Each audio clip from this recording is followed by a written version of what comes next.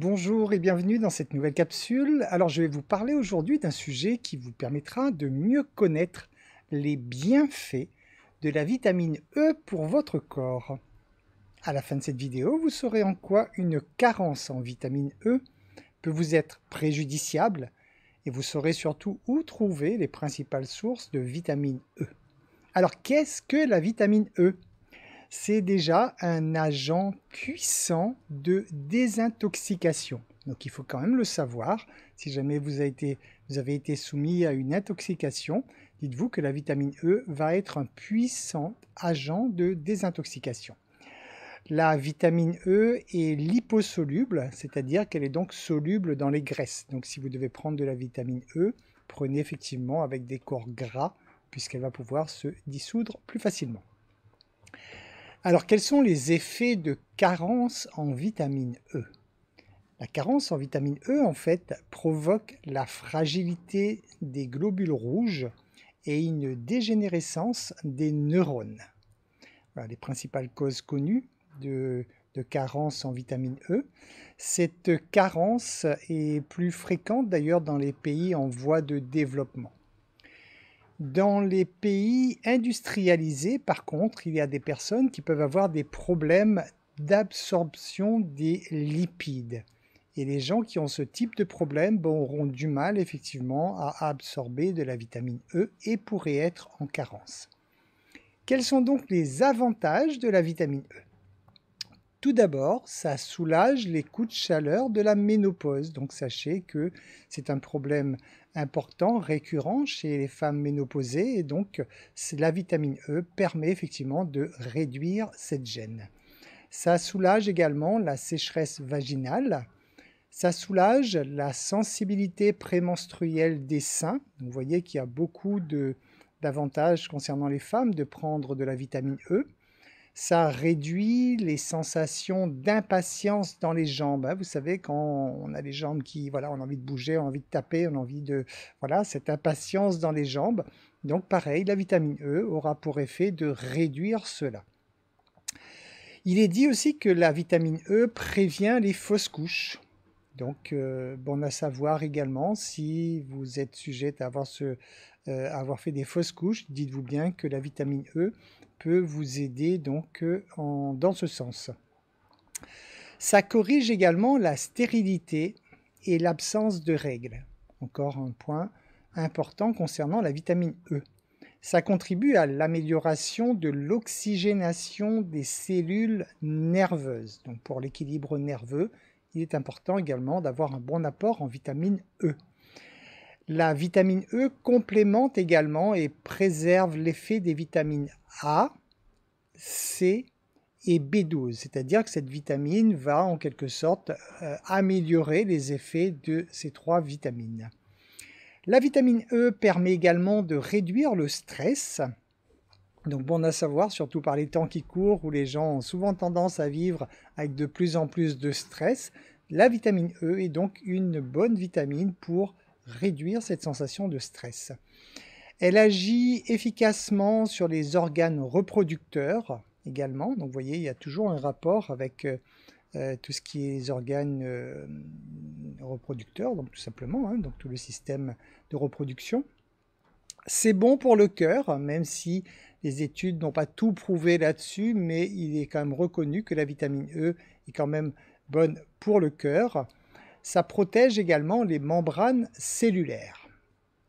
Alors maintenant, voyons voir donc les sources de vitamine E. Où trouve-t-on de la vitamine E? Alors vous allez trouver de la vitamine E essentiellement dans les céréales complètes. Le riz, le millet, l'orge, le sarrasin, le blé, etc. Tout ce qui est céréales complètes. Attention, faites bien une différence entre les céréales complètes et les céréales qu'on va dire raffinées. Par exemple, il y a une énorme différence entre le riz blanc et le riz complet, par exemple. Donc, soyez prudents là-dessus, on parle bien de céréales complètes. Vous trouverez également de la vitamine E dans le germe de blé cru, dans les salades vertes foncées, important, donc plus c'est foncé, plus c'est riche en vitamine E, dans les graines de tournesol, dans les graines de lin, dans les graines de sésame. Vous allez trouver de la vitamine E essentiellement dans les huiles végétales non transformées ou non raffinées. Donc, au niveau des huiles, je vous le rappelle qu'une huile efficace est une huile qui est pressée à froid. Une huile pour la rentabilité des producteurs d'huile, souvent ils font chauffer donc l'huile pour pouvoir donc récupérer l'huile plus facilement. Ils font chauffer l'ingrédient. Et à ce moment-là, une huile qui a été cuite, malheureusement, elle n'est pas bonne pour la santé. Donc il faut veiller toujours à utiliser des huiles pressées à froid. Vous allez me dire, oui, mais le budget et au niveau de l'alimentation, etc. Je vous rappelle que votre alimentation est un point essentiel. Nous vivons dans une société qui donne aujourd'hui plus d'apparence à l'extérieur qu'à l'intérieur. Donc souvent, les gens vont se trouver les moyens de s'offrir des biens matériels un petit peu au-dessus de ce dont ils auraient peut-être besoin. Et ils vont aller par contre retirer en prenant l'huile la moins chère possible ou l'alimentation la moins chère possible. Sachez en tout cas qu'une huile bon marché, si elle n'est pas pressée à froid, en tout cas, c'est une huile qui va malheureusement encombrer donc tout votre système cardiaque déjà, hein, c'est-à-dire toutes vos artères, etc., vont se boucher beaucoup plus facilement si vous utilisez une huile de mauvaise qualité. Parce que prenez quand même conscience que le peu d'huile que vous absorbez tous les jours, eh ben, au bout d'une année ou 2 ans, voire 5 ou 10 ans, eh ben, toute cette huile, effectivement, si elle est de mauvaise qualité, elle va malheureusement encombrer vos artères. Vous allez trouver de la vitamine E également dans les graines crues et germées.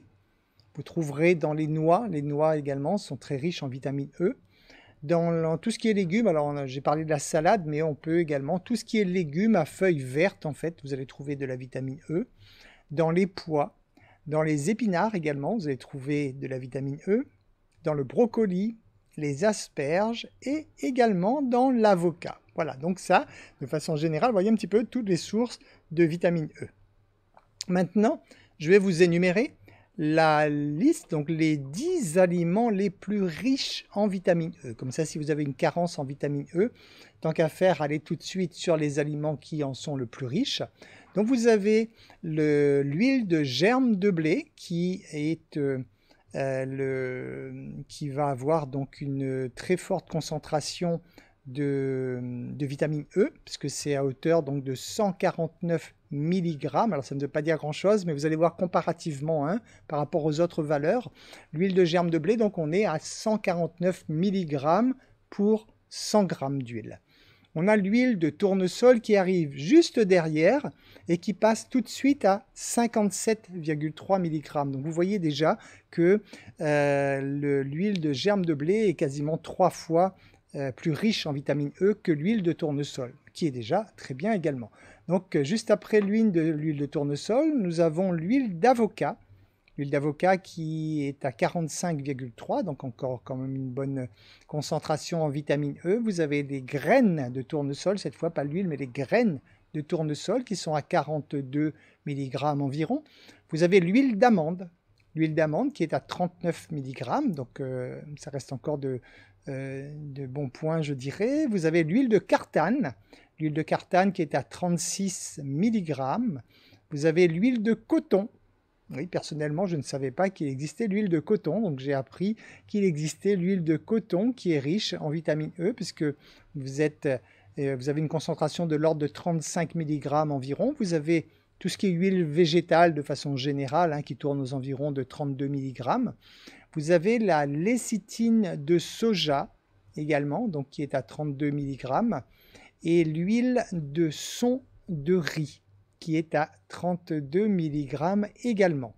Voilà, donc là avec ça vous avez les aliments, les 10 aliments en tout cas les plus riches en vitamine E.